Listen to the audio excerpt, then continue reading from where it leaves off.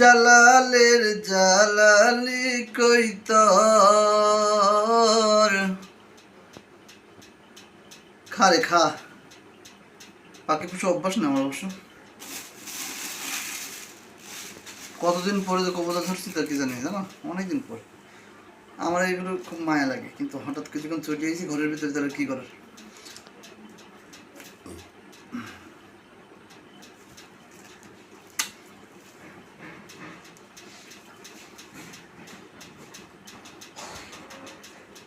উড়ি পাখি, সরিষা হাসপাতালে যাবি, সরিষা